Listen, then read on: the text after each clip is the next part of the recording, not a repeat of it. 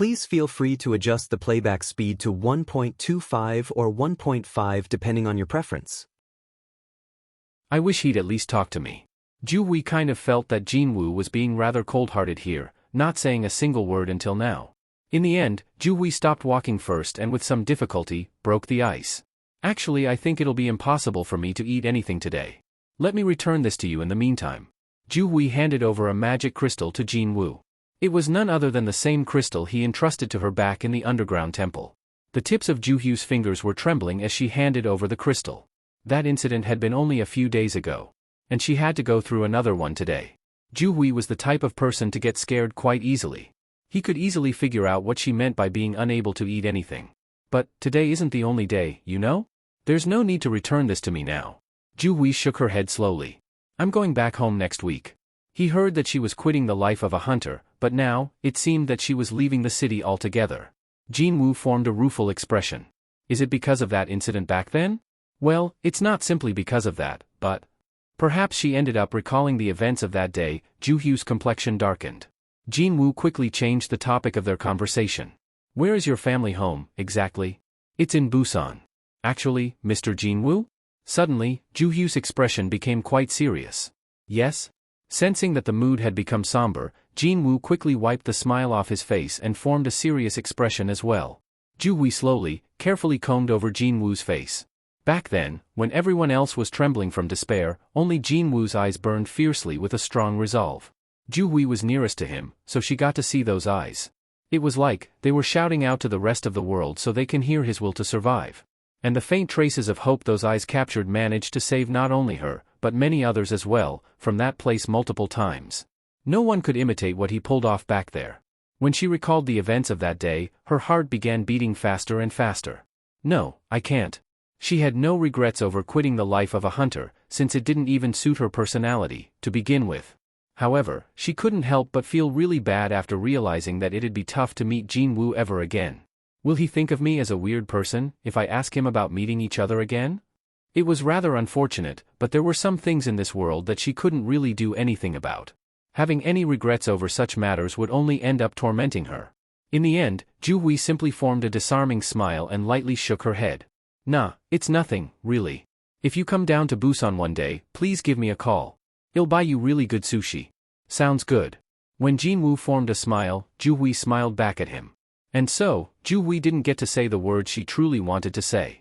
She simply performed a short goodbye and turned around to leave. The east of the United States. Late at night. Hwang Dong-su was the main hunter of the guild, Scavenger, one of the top guilds in the entire USA. Not only that, but he was also an S-rank as well. And just before he went to sleep, he received a phone call informing him of a shocking matter. My older brother is dead? I want you to speak slowly, and tell me everything in detail. Got that? The name of his older brother was Hwang Dong-su. Apparently, he entered a C-ranked gate and lost his life. My older brother and his 8 teammates all died, and only 2 others escaped unhurt? And the 2 who survived were only a rank D and a bloody E? Something smelled fishy here. The older brother Hwang Dong-su knew would never sacrifice his own life for a far weaker teammate. Also, what if that said teammate happened to be a temp? There was no need to even mention it.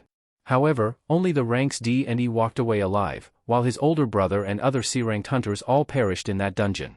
There's something going here. Hwang Dong-su's eyes became incredibly sharp.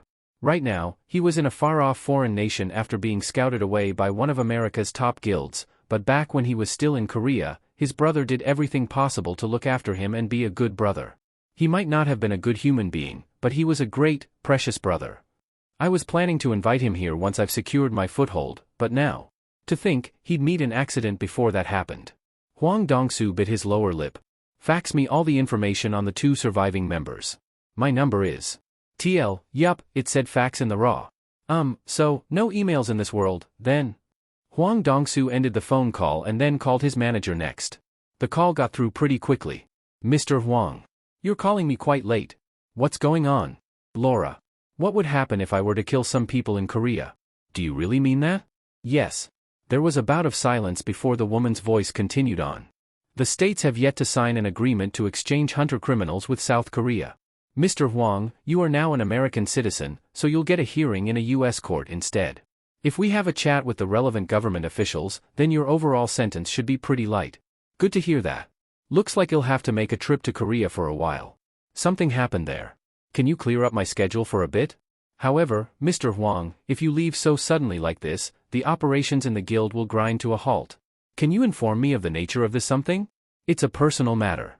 Of course, I'm not going to harm the guild in any shape or form. Tell me just how far my schedule's been booked for.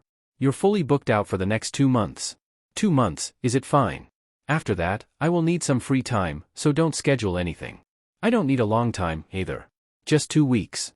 You'll only need 2 weeks to pop in and out of Korea. Understood. What should I tell the upper management? Tell them, I'm going to my brother's funeral. Also, going on a trip to cheer myself up, as well. Okay. Will do. By the way, Mr. Hwang, if there is anything I can assist you with. Hwang Dong-su abruptly ended the conversation. Didn't matter whether it was some cheering up or an advice. He was not in the mood to hear either of those at the moment. It was then, the facts had arrived. Hwang Dong-su took a look at the documents arriving one by one. On the white pages, photos of 2 hunters, their names, and their brief bio could be seen. The rank D hunter, Yoo Jin-ho, and a rank E, Sung Jin-Woo. Hwang Dong-su alternated his gaze on the 2 men's photos and gritted his teeth in determination. I'm sure he'll get some answers from either one if I ask them personally. And, if he found anything even remotely suspicious, then you will regret coming out of that place alive. You'll make sure of it. The edges of Hwang Dong-su's eyes reddened slightly. We have arrived. There were 8 people waiting for the duo in this meeting place. The gate scene behind the waiting group seemed a bit too small for AC rank. After Jin-Woo and Yoo Jin-ho exited from the van, the waiting hunters quickly gathered around them. For some reason, there was almost no normal person in this group. Most of them seemed to have some difficulty with their mobility. There was one person who looked to be suffering from an illness, while another was clearly an alcoholic. Not only that, there was an underage girl too, someone that neither the association nor the guild would admit to their ranks. From a casual glance, she looked to be a high schooler. Is it okay to bring a child here? I asked for a professional advice, and apparently, there is no problem according to the law, Hyung Nim. Actually, the only reason why people don't hire underage hunters is that there would be hell to pay if something went sideways. Jin-Woo nodded his head. In that case, it should be fine. Really now, only Jin-Woo and Yoo Jin-ho were going to enter the gates anyway, so the odds of something going wrong were as good as 0%. Indeed, these people were only here to make up the numbers. In order to get the permit to clear a C-rank gate, one needed at least 10 hunters, after all. That was why 8 extra people had to be recruited. And sure enough, these 8 understood very well why they were here, too. These people all possessed the hunter license, but couldn't act as one due to their circumstances. Most who answered the call to gather were suffering from the hardships of life in various ways. Yoo Jin-ho took a step forward. My name is Yoo Jin-ho, and I'll be taking the lead in this operation. And this gentleman beside me is Sung Jin-Woo Hunter Nim, who will accompany me to the dungeons. Everyone, your role is to wait outside the gates until we return. One of the hunters cautiously raised his hand. Excuse me, if we really do that, we can get 3 million won? No need to participate in any hunting. No actual need to even enter the dungeon itself. 3 million won per raid. For a payment of simply lending one's name so they would be permitted to enter the gates, it sounded just too good to be true. This man named Yoo Jin-ho didn't even look like that Seondal character who sold the Taedong River, but the terms on offer were so good that the gathered hunters couldn't help but be anxious. I guarantee you that the terms offered are for real. Yoo Jin-ho stood stiffly, looking rather serious now. Even his expression had become grave. However, you are not to discuss any facet of the events that'll take place here with anyone. Do not forget that the moment you break the vow of secrecy, you'll be forced to pay back 10 times the money you were paid, as per the contract you all signed. Hunters murmured to each other in hushed whispers. Just what were these 2 young hunters planning to do inside the gate that they offered up such enticing terms? They were curious, but no one came out and asked. That was also the part of the vow of secrecy clause within the contract. Absolutely no questioning what happens inside dungeons. Jin-Woo didn't want anyone to know of his special constitution, and Yoo Jin-ho wanted to become the master of a guild, so there was a serious need to make sure that none of their teammates blabbered their mouth to someone else. Instead of asking questions, the hunters began whispering to each other now. Still, can those 2 survive a rank C dungeon all by themselves? But, they don't look that strong, don't they?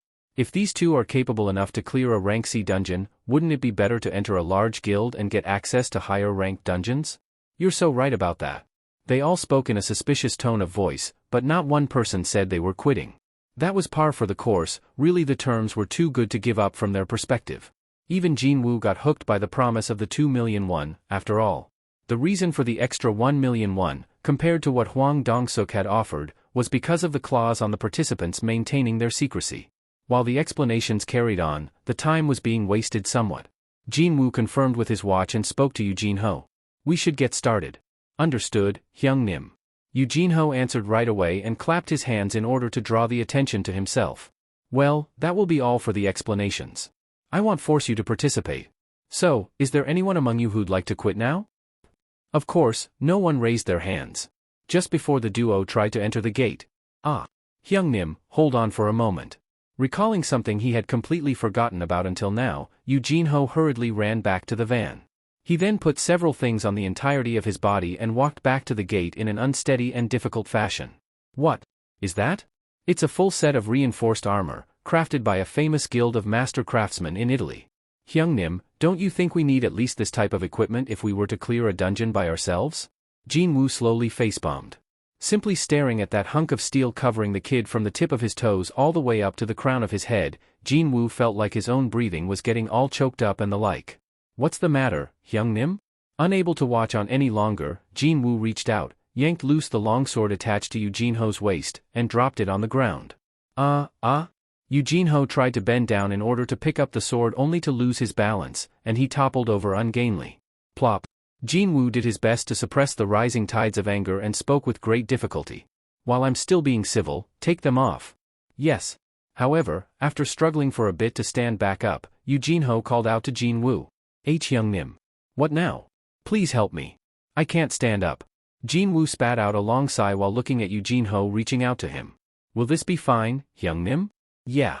In the end, they agreed on the kid wearing a helmet, and nothing else. With a satisfied face, Eugene-ho jumped inside the gate.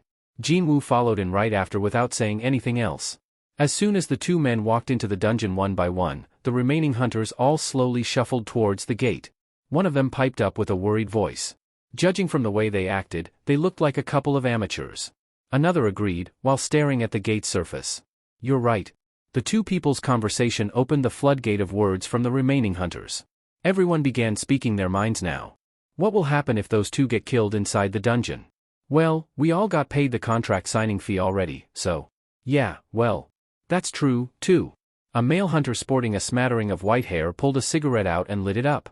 The arrogance of youth tends to catch many young people unawares. The cigarette smoke slowly rose up. The hunters all fell silent. They couldn't help but feel awkward and bad, thinking that they were now a part of someone else's suicide attempt. Even if they were total strangers, no one liked seeing another person getting killed right in front of their eyes, or in this case, inside the gate right in front of them. Was that all? What about the rest of the money? They may have received the contract fee up front, but they would have made a lot more by following the two young men around for the next 18 raids.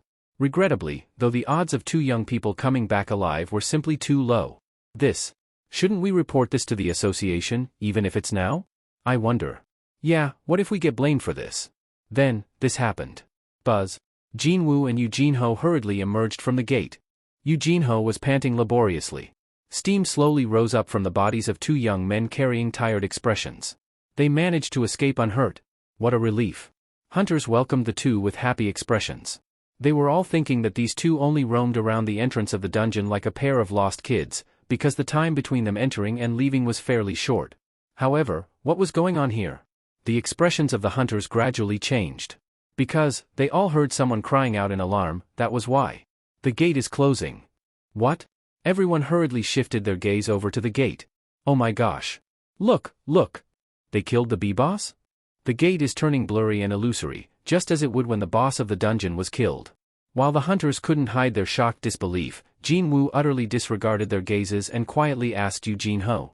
Where is the next one? It's about an hour's drive from here, Hyung-nim. Okay, let's go. Jin-Woo and Eugene-ho headed straight to the van. Meanwhile, the 8 hunters stared at the duo's backs with completely dumbfounded faces. Realizing that they weren't following him, Eugene-ho turned his head and called out to them. Let's hurry up, everyone. We barely have enough time to go to 2 more gates today. The jaws of the hunters all dropped to the floor from that declaration. Drop. The middle-aged hunter with the smattering of white hair, Yoon Gwi-1, was so stunned that he failed to realize his cigarette slipping out from his lips and falling to the ground. Those two managed to clear a rank C dungeon, and they are going for another raid, too? It wasn't only Yun Gwi1, though. Everyone present was thinking the exact same thing. Just who are these people? The first day. A group of monsters rushed at the duo. Hyung Nim, they are coming. Okay. Jin-Woo smoothly glided among the rushing monsters. Whenever he brushed past one, the head of an undead creature fell and rolled on the ground. The number of monsters decreased quite rapidly. Soon, only one remained. Stab.